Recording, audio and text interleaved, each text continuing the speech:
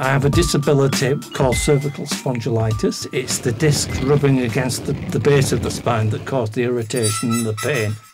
I worked at the council when I was diagnosed with this and I had to take early retirement. So I said, but I'm only 45. What do I do? You'll get your pension, you'll get your lump sum, go away.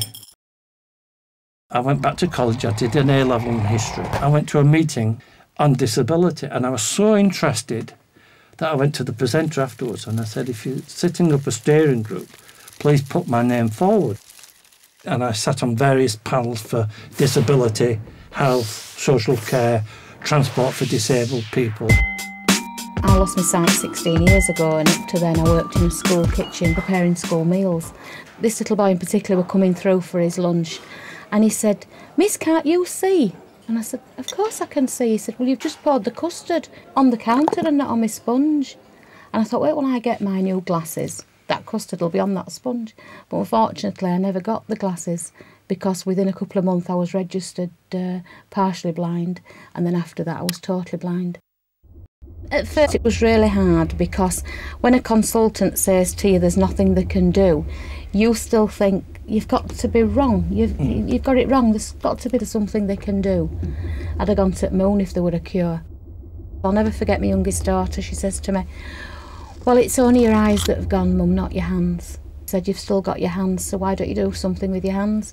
So I went to college and did aromatherapy massage, and I carried on doing that in the community.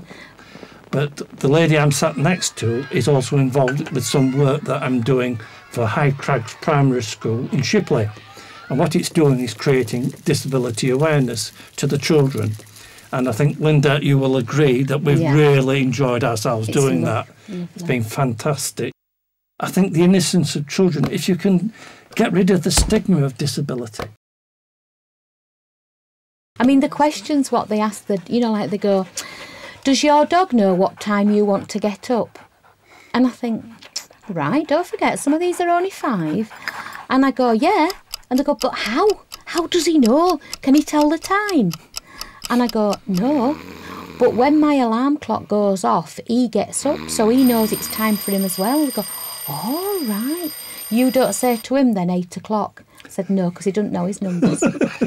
But I always think with humour, it gets over. Definitely. If I'd have just said it as in a starchy, I don't know, if I just said, "Well, I do this and this is called this," and use really big jargon words, I don't think they'd have grasped it. No.